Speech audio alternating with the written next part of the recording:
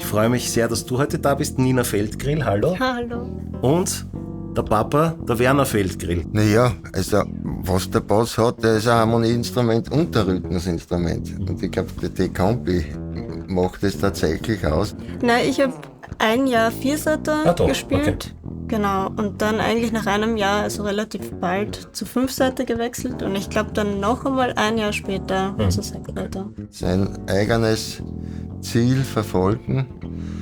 Und ja, ich glaube, wenn man trau bleibt, dann ergeben sich natürlich sowieso Sachen. Und so kommt es Step by Step daher. Aber ich glaube, die Message ist einfach tun. Das ist es.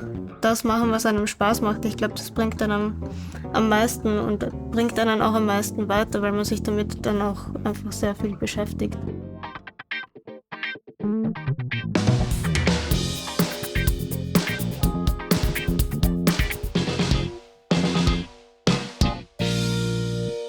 Hallo und herzlich willkommen bei Brossartig. Schön, dass du wieder eingeschaltet bzw. draufgeklickt hast. Wir befinden uns wieder in den heiligen Hallen von YMI Records hier in Hollabrunn. Und obwohl wir grundsätzlich ja schon ein Nischenprogramm sind und alle Musikerinnen und Musiker ansprechen, wird es heute noch einmal ganz extrem nerdig, würde ich sagen. Denn heute befinden sich in diesem Raum 3 Bassisten, beziehungsweise 2 Bassisten, eine Bassistin. Und das kann ziemlich heftig werden. Ich freue mich sehr, dass du heute da bist. Nina Feldgrill, hallo. Hallo. Und der Papa, der Werner Feldgrill. Servus David, hallo. Wir haben original heute 3 Bassistengenerationen hier.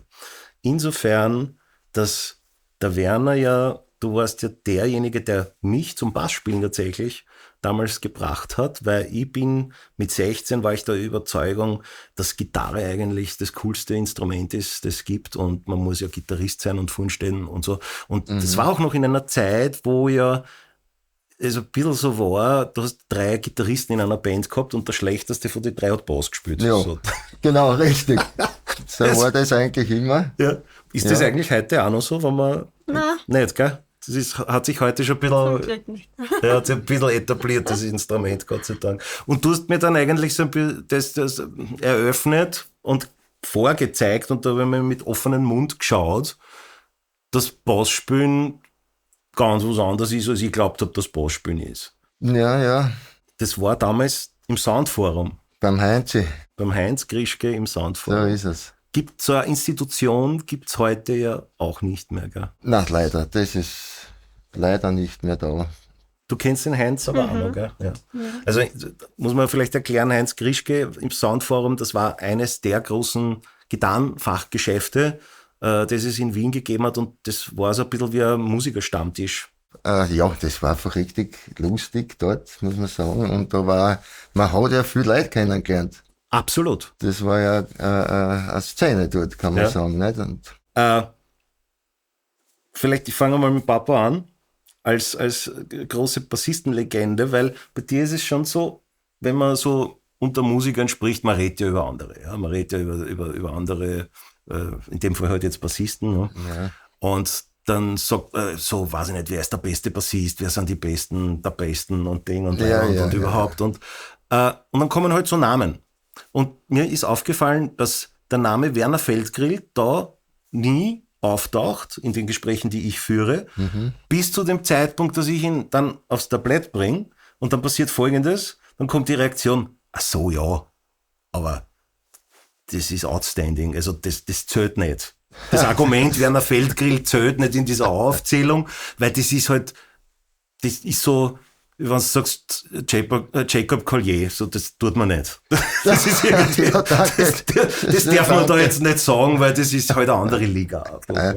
Nee, das ist schön, dass du das sagst. Ja, ist wirklich so. Also so nehme ich das wahr. Ja, ich muss sagen, also man muss ja sagen, in die 80er war es so, dass die Bassisten Bass gespielt haben, beziehungsweise die Gitarristen, so wie wir das gesagt haben. Und ich und der Robert Riegler. Der Robert war so wir waren die ersten in dem Land, was eben schon mit 5-Seiter gespielt haben, 6-Seiter und natürlich improvisiert haben wie keiner. Bass spielen haben schon einige gut. Der Willi Langer. Das war der war ja vor mir schon. Haben wir auch schon in der Sendung gehabt, den Willi. Ja. Das habe ich auch gesehen, hat mir sehr gut gefallen. Ja. Und ja, und wir haben halt dann gespielt wie Gitarristen halt schon, mehr oder weniger, und haben das halt adaptiert halt, das Instrument. Beim nächsten Level, wenn du so willst. Und ja, ich glaube, ja, das habe ich auch selber, ja, mit dem kann man nicht spielen, das ist gut. Das habe ich zum Beispiel selber auch immer wieder gehört, ja. Ja. Konrad Schrenk ist auch oft so gegangen, habe ich so mitbekommen. Ja. Da war auch immer so ein bisschen dieses, ja, den brauchst du gar nicht anrufen. Ja, Also, ja, das war immer so, ja gut, der war ja auch seiner Zeit voraus. Der unglaubliches Zeug gespielt hat. Wir haben auch zusammengespielt lang mit Safety Robots eben. Was, ja. Der Thomas Lang, Thomas Lang, ja. Thomas Kugi, Saxophon, und Franz Hackel und Stefan Mitterbacher Keyboard gespielt. Und da waren wir auf der ganzen Welt unterwegs. Und das war schon eine richtig arge Band eigentlich. Und das hat es in Österreich davor nicht gegeben. Sowas. Ja. Da haben wir schon große Erfolge gefeiert auf der ganzen Welt, alles bespielt. Ja, und natürlich durch den Konrad habe ich oder durch wen ich eigentlich das noch mehr gelernt habe, war der Harry Stalker, muss ich sagen. Weil das war wie so ein Bub in der Steiermark, gell. Da bin ich aufgewachsen in den Semmering. Du kommst aus der Steiermark, das hört man Nein, gar nicht. hört man ja nicht. Nein, null. Ja. Null. Da habe ich mir gedacht, ich muss nach Wien mit Harry Stalker spielen. Das hat sich dann ergeben. Und dann war ich natürlich, ja, da war ich halt 19, 20 herum. Und dann war ich bei einem Privat und der war genauso wie ein George Benson-Fan, Pat Martina und die ganzen Cats haben wir da angeguckt. Und der Harry war schon der Harry, ich meine, der hat ja schon gespielt wie ein Weltmeister. Und der hat mir immer Sachen gezeigt. Und ich hab das gesagt, pass auf, das nehme ich mir alles mit natürlich, das gebe ich mir schon ein. Und da habe ich viel gelernt. Und dann mit dem Harry habe ich natürlich 3-mal in der Woche gespielt, 10 Jahre lang. Also da war noch was los, da hat es auch noch Tourneen gegeben und Sachen. Also wir kommen vorne rein, ich weiß nicht, ob das stimmt, aber ob es jetzt so viel Gigs jetzt in der, oder Tourneen, so lange, mit 2-3 Wochen oder einem Monat, 2 Monate, das ist, glaube ich, das ist heutzutage nicht mehr so. Schwierig, ja. Ja. Schwierig, ja. Und genau, und da haben wir halt irrsinnig viel gespielt und da habe ich viel gelernt. Und ich war selber ein Nerd. Ich habe ja auch 20 Jahre lang bin ich gesessen. Ich kann mich erinnern, da habe ich gespielt, so mit der Big Band, so Kommerzgig, weißt du, bis 4 in der Früh. Und dann bin ich heim, bin nicht schlafen gegangen und habe ich nochmal bis 3 Nachmittag geübt, nicht, damit ich beruhigt linke kann. Wenn ich dachte, nach dem Wahnsinn, wenn ich jetzt linke dann habe ich Albtraum. Machst du das auch, Nina? Bis 3 Nachmittag einmal sicher nicht. Aber bist du auch so wahnsinnig wie der Papa? Ich kann die überhaupt nicht einschätzen, ich kenne die tatsächlich. Also zu uns gibt es dann auch noch eine Geschichte, die bringe ich dann noch, aber die dir überhaupt nicht bewusst ist.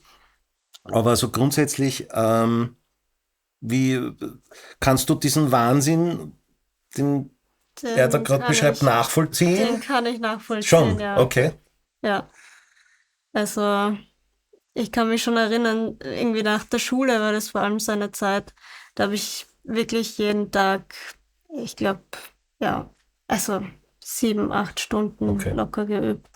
Das war gerade irgendwie so eine Phase. Und dann, je nachdem, was natürlich irgendwie ansteht, muss man das dann natürlich irgendwie Programme lernen und so Zeug, genau, meinst du jetzt? Ja, klar. Genau. Und je nachdem, wie der Tag ausschaut, ob Musikschule oder Uni oder wie auch immer, dann übt man einmal in der Früh und dann am Abend. Aber die Phase habe ich lang gehabt, irgendwie, dass ich einfach gesessen bin und ewig durchgeübt habe.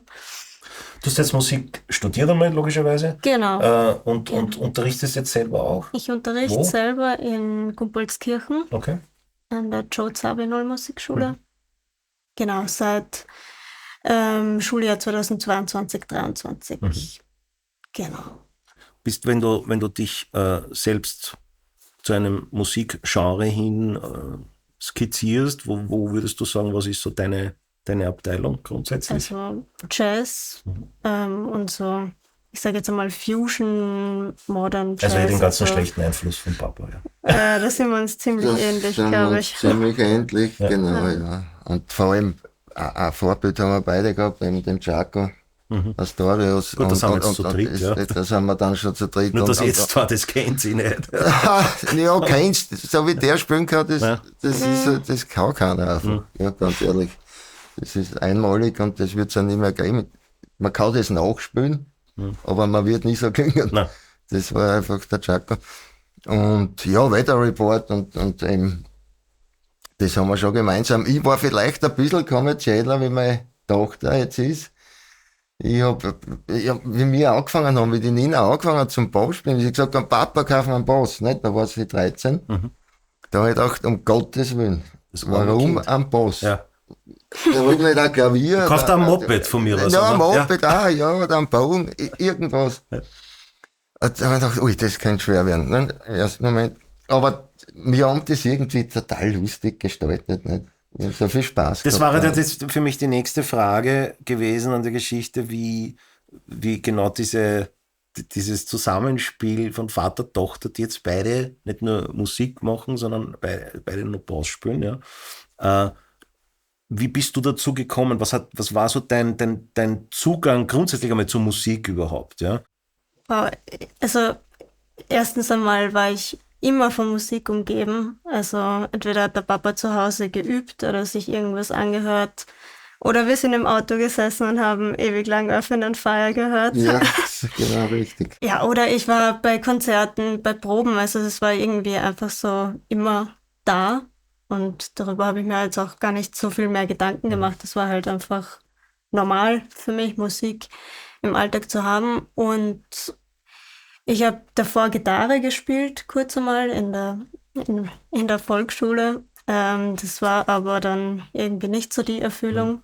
Und habe dann wieder aufgehört, habe dann wirklich lange eigentlich gar nicht gespielt. Und mit 13, weiß ich noch, da bin ich so an der Gitarre vorbeigegangen im Wohnzimmer und habe mir gedacht, eigentlich könnte ich ja wieder zum Gitarrespielen beginnen. Ja, steht schon da, sowieso nicht. Habe dem Papa gesagt, du, ich würde wieder Gitarre beginnen zu spielen. Und der Papa, aha, okay, ja. Hat mir dann was gezeigt und dann eine Woche später habe ich dann irgendwie den Bass in die Hand genommen und habe das irgendwie cooler gefunden. Ich weiß jetzt gar nicht mehr genau wieso, aber das ist mir irgendwie besser. Das ist da gleich so richtig in der Hand gegangen. Das Ding. Und dann haben wir so ein bisschen, hast du mir auch irgendwas gezeigt und ein paar Minuten gespielt und dann habe ich gesagt, okay, nein, eigentlich will ich nicht Gitarre spielen, ich will Bass spielen. Und das war's. Ja. Und seitdem ist es so, haben wir von der Droge ja. abhängig geworden praktisch. Ja, quasi, ja. Und dann war sie natürlich ein Wahnsinn. Ich muss sagen, es ist Leihwand, die war ja bei der Nina, die hat hingegriffen und das war perfekt, die Handhaltung. Also mal, was das für ein Vorteil ist. Also wir haben ja gleich einen anderen Einstieg gehabt. Ja. Und dann haben wir eben, wie gesagt, wir haben sehr viel Earth, Wind & Fire gekocht und El Jarreau und dann haben wir das ein bisschen mitspielen angefangen und so und die Nina hat das wirklich nach einem Monat hat die da schon ein paar Lieder spielen können, aber so richtig gut. Also da war sie extrem schnell und weil du gesagt hast, wenn da irgendwas nicht war, und ich war ja oft natürlich auch so, das war schon richtig gut. Aber noch nicht ganz, nicht? Und jetzt da habe ich gesagt, naja, da war's, das war noch nicht. Und da war sie halt so, das muss ich jetzt kennen, und da ist sie eben gesessen. Das wäre nämlich meine nächste Frage gewesen. Wie schwierig ist es, wenn man vom Papa unterrichtet wird? Nein, überhaupt nicht schwierig. Ich habe das immer cool gefunden. Also bei der Gitarre war es vielleicht was anderes. Da sind wir beide durchgetraut ein bisschen.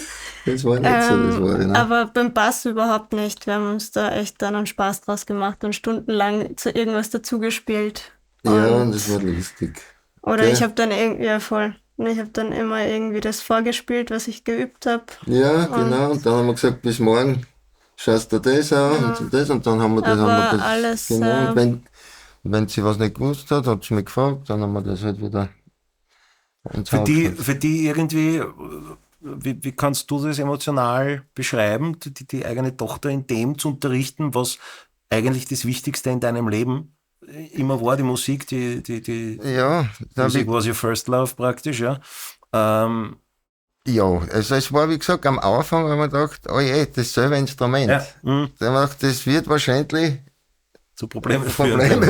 Ja. So, dazu muss man ja sagen, du bist jetzt nicht, wie soll ich sagen, so irgendwas nicht live und spielen, da kann er schnell einmal grantig werden, das habe ich schon. Ja, das mag ich nicht, tatsächlich nicht wirklich. Das ist nicht so das, was ich brauche. Ich bin ein bisschen milder geworden im Alter, muss ich sagen. da lache ich halt ein bisschen drüber. Aber wenn ich merke, der kann es tatsächlich nicht, dann bin ich schon grantig. Ja. Also da hat schon Situationen gegeben, wo ich gespielt habe, mit Profi, mit großen Bands und so, und dann spielt der eine da, sag ich erst, was spielst du da? Und dann habe ich die ganze Orchester abgebrochen bei der Probe, dann habe ich geschrien mit dem. Also, sowas hat mich dann genervt, wenn man gedacht, kannst du jetzt Klavier spielen? Nein, das gibt's ja nicht. Also sowas hat mich genervt. Ich meine, wenn man sich verspielt, ja gut, das macht man ja. Naja, so, gut, ja. Das ist ja wurscht. Naja, das war der Anfang. Da haben wir gedacht, na gut, das könnte schwierig werden. War es aber dann eigentlich nicht, und wir haben uns beide immer mehr in das Ganze eingelebt, und das war dann nicht geschehen. Ich habe da gemerkt, bestonarisch, das wird immer besser und besser, und das Talent, das unfassbare Talent, was sie hat, das war natürlich, ich bin immer stolzer und stolzer geworden, und dann, was sie jetzt schon alles erreicht hat und was jetzt gerade alles passiert, also ich bin ja extrem stolz auf meine Tochter. Das ist ja cool. Das Beste, was einem passieren kann. Werner, du hast ja international und national mit Gott und der Welt gespielt, und das, obwohl du jemand bist, der, glaube ich, auf Angebote öfter Nein als Ja gesagt hast, würde ich jetzt mal mutmaßen. Also, was ich damit sagen will, ist, du hast jetzt nicht jeden Schatz gespielt. Du warst schon immer sehr klar in deiner Struktur, dass du gesagt hast, nein, das interessiert mich einfach nicht, auch wenn es jetzt da Kohle gibt. Und ich habe den klassischen Weg so durchgemacht, was das ist, für eine Rockband denkst, und dann Kommerz spielen, da habe ich aber allerdings Noten lesen gelernt, so Working by Doing, weißt du, das Learning. Wobei man jetzt, Entschuldigung, dass ich da reingrätsche, aber das, was du jetzt als Kommerzspielen bezeichnest. Nein, das war wirklich Kommerz. Also machst du wirklich Kommerzspielen? Es war zwar eine Big Band, aber da haben wir Walzer gespielt, und zum Tanz bis wir in der Tour. Und natürlich, das habe ich schon gemacht, weil da habe ich auch noch nicht, wie ich nach Wien bin, habe ich auch niemanden kennt. Ne? Und da habe ich immer, was der da spielt, tut einmal einer mit, und dann tut man sich kennenlernen. Und so habe ich, und später bin ich aber dann relativ früh bei die ganz super Musiker eingestiegen. Das war mein Glück. Vor allem, muss ich noch mal sagen, der Harry, weil in dem Moment hat mich jeder kennt, und ich habe viel gespielt. Und dann habe ich mir tatsächlich, gesagt, nein, das ist es nicht, danke. Das mache ich nicht. Ja, das habe ich mir dann schon ausgesucht. Zum Harry Stoiker muss ich ja eins sagen, unser Kameramann, der Silas, mein Bruder, der kippt ja komplett auf einen Song vom Harry Stoiker ein, ich weiß es nicht welchen, und hat mich gebeten, dass ich irgendwie es schaffe, den Harry in die Sendung zu bringen, und dass wir dann bei einer Session diese Nummer spielen. Das ist jetzt hiermit mein erster Step, dass ich dir mal anhaue und dann fragen werde, ob du mir da Rutschen legen kannst, weil ich selber kenne ihn nur via Facebook, da haben wir manchmal geschrieben oder so, aber wenn ich natürlich dich ins Spiel bringe und hier einen Aufruf mache, lieber Harry Stoiker, ich würde mich sehr freuen, wenn du zu uns in die Sendung kommst, weil mein Bruder wünscht sich das einfach unbedingt, und ich fände dich natürlich sowieso als sehr interessanten Gast, als die absolute Gitarrenlegende. So, kurzer Break in der Geschichte. Ja. Na, hörst, na klar, das machen wir. Super. Ich will es auf alle Fälle probieren. Ja. Du hast aber dann, also wenn wir jetzt in Österreich bleiben, zum Beispiel auch gespielt Marianne Ment, fällt mir jetzt ein, Wiener Art Orchester, Genau. Paper Moon, glaube ich, hast du auch mal gespielt. Paper Moon habe ich auch gespielt, ja. Falco, okay. Ja. Ah ja, stimmt, aber in der Schlussphase dann, gell? Das war in der Schlussphase. War das, glaube ich. Das war schon in der Schlussphase. Da war auch der letzte Gig 97, das war das im Rathaus. Da war es ein halbes Jahr vor seinem Tod, nicht? Und da haben wir gespielt, und also und 95 haben wir gespielt, Schule für Dichtung war das. Da hat er gelesen. Das war seine Texte gelesen. Eine Lasershow praktisch. Eine Lasershow. Genau, eine Lasershow. Und es waren nicht mehr so viele Gigs, aber doch noch einige. Und vor allem, wir haben uns privat auch sehr gut vertragen. Also das war eine gute Chemie. Das war recht lustig. Das war mal eine Geschichte erzählt, du hast ja gespielt mit der Chaka Khan. Ja. Und da hast du mir irgendeine Geschichte erzählt, also eine Proberaumgeschichte irgendwie, wo sie rausgekommen ist, und ihr habt sich ja gekannt, logischerweise. Weißt du noch, was ich meine? Welche Geschichte? Ja, genau jetzt nicht. Okay, aber ja, nein, ich kann mich noch erinnern, da habe ich es noch nicht kennt. Da habe ich gespielt ein Fest, eine Wocheneröffnung am Rathausplatz. Riesenorchester, 60 Leute. Und die ist ja verwandt mit dem Harry. Ach so, ja, das wusste ich nicht. Also wie genau, aber eine Cousine vom Harry da ist sie die Tante. Also fragen wir jetzt einmal ein paar Ecken. Und die habe ich natürlich kennt. Und die kommen raus auf die Bühne mit der Chaka und die zwei kommen direkt zu mir her, nehmen mich alle um und die ganze Band schaut, wieso kennen den wer? Das war recht interessant. Und ja, eben, wie gesagt, durch den Harry habe ich die Chaka auch schon kennengelernt. Dann Michael Brecker, hast du auch gespielt? Ja, sagen wir mal so, auf einer Platten spielen wir. Da spielt er mit ein paar Lieder, genau, aber es ist natürlich eine Riesenehre, mit denen überhaupt auf einer CD drauf zu sein. Ja, einer meiner großen Vorbilder. Überhaupt ein Instrument unabhängig jetzt. So. Und ja, das war cool. Was machst du denn heute noch? Was mache ich heute noch? Relativ wenig, muss ich sagen. Weil, naja, ich körperlich ein paar Geschichten habe, die was mich ein bisschen nerven, so wie einen gewaltigen Tinnitus. Ja. Der was natürlich an zusetzt, ja, ganz einfach. Da muss man mal schauen. Ist schwierig. Wie checkt man das? Wie hält man das überhaupt aus? Und ja, und das ist ja so, wenn ich ehrlich bin, durch die ganze Zeit, und dann ist das Corona-Wahnsinn dazugekommen und so, habe ich mich ein bisschen entfernt. Also überhaupt auch von Zugehen zu Leid. Es war mein ganzes Leben so prall gefüllt mit Menschen, mit Lautstärke, und plötzlich habe ich aber gemerkt, mir taugt das gar nicht mehr so. Ich habe meine Zufriedenheit eher in der Ruhe. Und da habe ich es dann auch wieder gefunden. Es heißt, daheim tue ich schon, ich spiele jeden Tag. Oder komponiere auch was und schreibe auf. Und voriges Jahr habe ich dann da gesagt, na gut, jetzt reicht's. Dann habe ich ein Quartett zusammengestellt. Mit Mario Ganzi, damals Kugi, und mit dem Eugene Visvari aus Bratislava. Ein Traum, der Pianist. Und da habe ich im Borgi gespielt. Und noch 2, 3 Gigs. Und ja, wenn's mir taugt, dann mache ich gern was. Was ich auch noch machen will, ist, ich will noch mal eine CD aufnehmen. Wie das genau ausschauen wird, weiß ich jetzt noch nicht, aber ja, das vielleicht ist dabei sicher. war ich wer weiß. Ja. Wir haben geredet vorher, also ich muss sagen, das ist ein Traumstudio, wirklich. Da, wenn das passt, würde ich das wirklich gern machen. Ja, super. Ja, toll. Ist das für dich vorstellbar, was er jetzt gerade erzählt, so dieses eigentlich mache ich jetzt gerade im Vergleich zu dem, was du oder auch ich jetzt noch diesen Motor haben, dieses so viel wie möglich und tun und Musikding. Ja, ich glaube momentan ist es noch schwer vorstellbar, aber ich verstehe das schon. Einfach weil der Papa halt wirklich außerordentlich viel unterwegs war und viel gespielt hat. Aber für mich selber ist das gerade noch sehr unvorstellbar. Also ich bin da halt gerade mittendrin. Nina, du hast jetzt das Ö1-Stipendium bekommen. Was heißt das genau? Genau, also es hat jetzt jahrelang eigentlich den österreichischen Jazzpreis oder wie auch immer nicht gegeben. Den gibt es eben seit dem Jahr.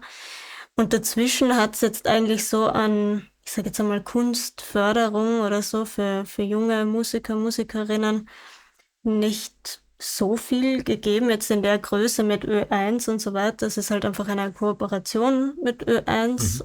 Es ist jetzt zum Beispiel eine Albumproduktion dabei und ein 2-jähriges Studium an der Jam Music Lab University.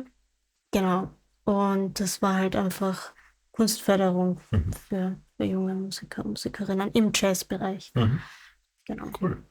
Ja, was ich aber, Entschuldigung, dass ich was sage, aber ich finde es einmal leibend, dass das einmal, muss ich sagen, ein E-Pass gewonnen hat, weil das war ja, wann hat ein E-Pass im Jazz? Das war immer ein bisschen ein Stiefkind.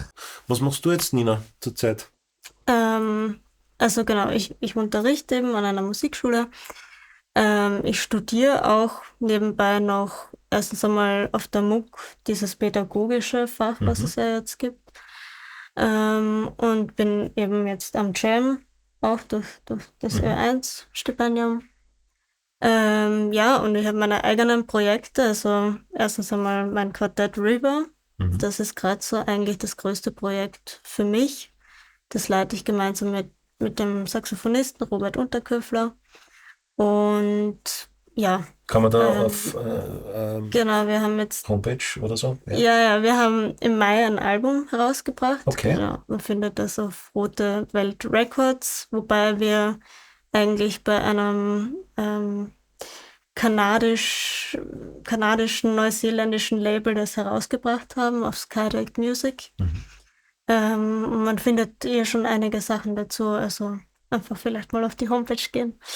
Genau, also Sagst das Album nochmal die Rote Welt Records. Rote Welt Records. .com. Genau, Was? und dann findet man River gleich sehr schnell. Ja, und sonst bin ich in verschiedenen Projekten als Bandmitglied, aber Sidewoman oder wie man das jetzt nennt. Sidewoman dabei. Genau. Und ja, das. Naja, und was jetzt auch noch kommt, muss man sagen, dieser Gewinn von den Dings hat ja eine CD-Produktion mit sich gebracht. Genau, also und das ist jetzt gerade so das neue Projekt, wobei, also ich werde mit 3 verschiedenen Besetzungen aufnehmen, unter anderem. Ja, ich darf mitspielen auf 2 naja, Lieder. Schau. Man muss einfach dem Nachwuchs auch eine Chance geben. Ja, danke dir nicht. Ja, gerne. Nein, und ich glaube, das wird sehr bunt, also das sind coole Sachen. Aber auf jeden Fall, also sehr viel Eigenkompositionen auch oder auch von Bandmitgliederinnen, nein. Genau, und ja, River ist halt gerade irgendwie so das Größte. Da haben wir jetzt im Porgy unser Album-Release-Konzert gehabt und auch bei Festivals, zum Beispiel Outreach Festival, Herbstgold Festival, Take the A-Train Festival, und ja, jetzt spielen wir noch 2-mal, im Oktober einmal im Zwei und im November im Radiokulturhaus. Schön. Genau.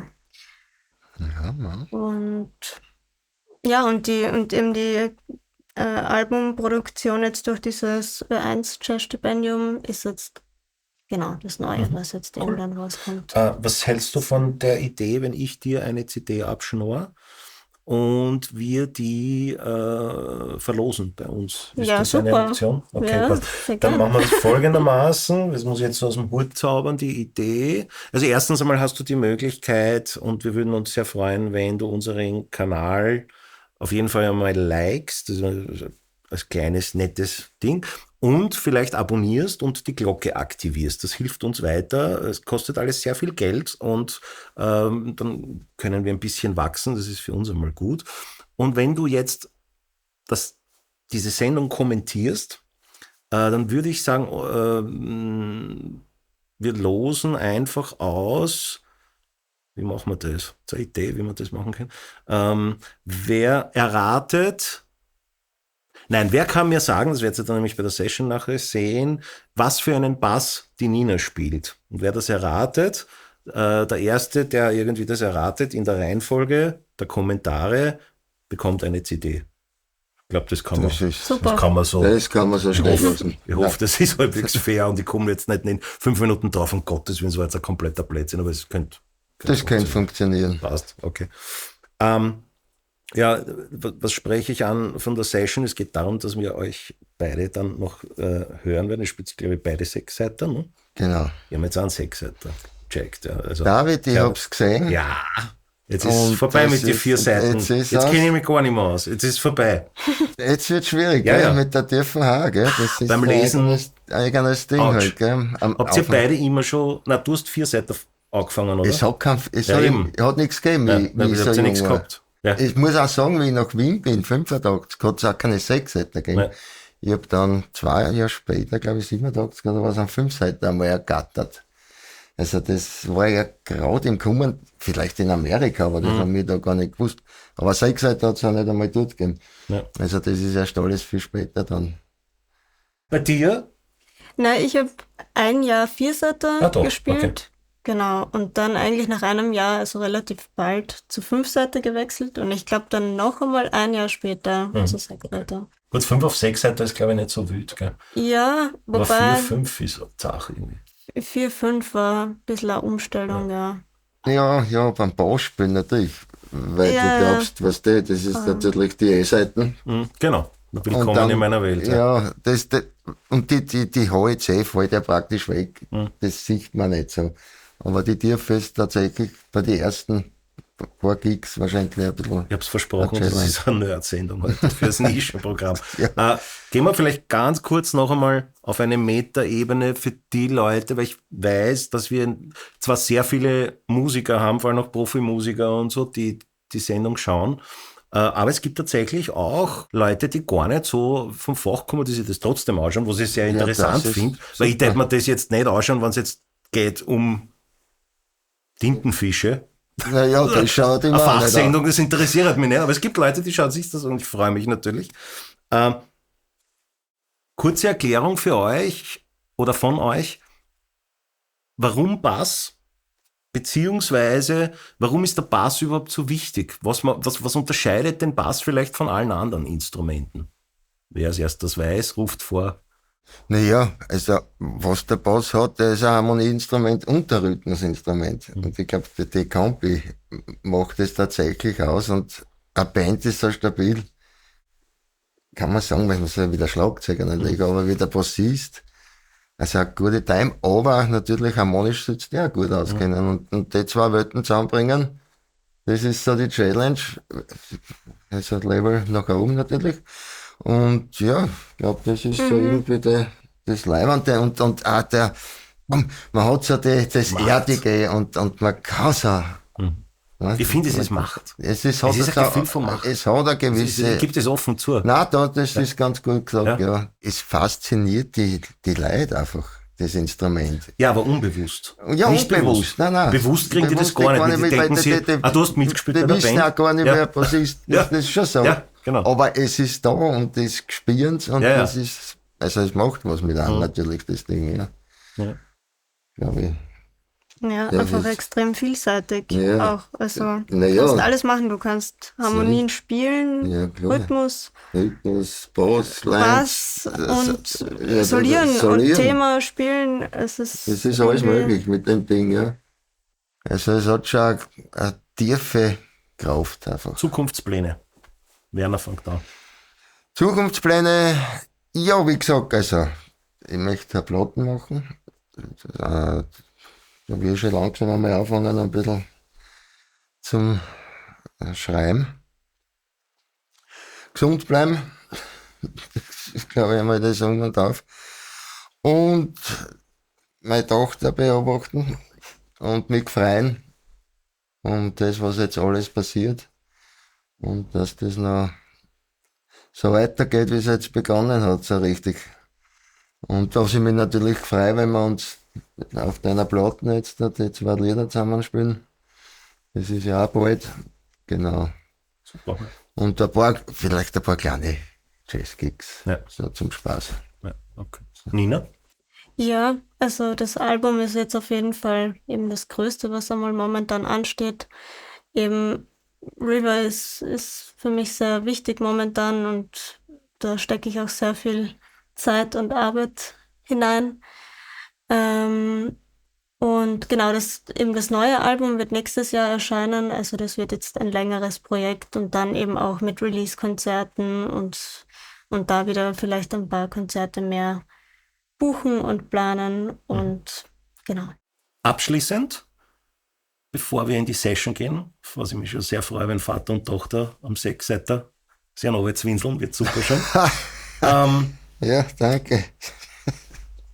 Gibt's irgendwas, wo du sagst, gerne an beide gerichtet, was würdet ihr jetzt vielleicht jungen Menschen, das mache ich immer bei allen Gästen, jungen Menschen, die gerade sich auf einen Weg begeben oder am Anfang des Weges sind oder so, empfehlen? Was ist so diese eine große Überschrift? Was ist das Wichtigste, wenn man den Weg des Musikers, das muss jetzt nicht der Profimusiker unbedingt sein, aber wenn man sich weiterentwickeln will in der Musik, was ist so die große Überschrift für jeden von euch als Tipp? Als Tipp? Für die jungen Zuseherinnen das, was man gespürt, auch wirklich umsetzen und sich von gewissen Einflüsse von draußen nicht vom Weg bringen lassen, sondern sein eigenes Ziel verfolgen. Und ja, ich glaube, wenn man trau bleibt, dann ergeben sich natürlich sowieso Sachen. Und so kommt es Step by Step daher. Aber ich glaube, die Message ist einfach tun. Das ist es. Super. Nina? Ja, also da kann ich mich anschließen. Sich treu bleiben und das machen, was einem Spaß macht. Ich glaube, das bringt einem am meisten und bringt einen auch am meisten weiter, weil man sich damit dann auch einfach sehr viel beschäftigt. Und ja. Deswegen. Perfekt. Hübsches Schlusswort. Ich freue mich jetzt gleich, wenn ja, es gut David, wird. Danke. Und danke, dass ihr da wart. Danke. Ja, danke auch. Es war wunderbar. Hervorragend. Danke, dass du durchgehalten hast. Jetzt kommt es zur Session, der Höhepunkt des Ganzen. Und ich hoffe, du klickst bei der nächsten Sendung großartig wieder drauf. Dankeschön und guten Tag, guten Abend, gute Nacht, wie auch immer. Tschüss.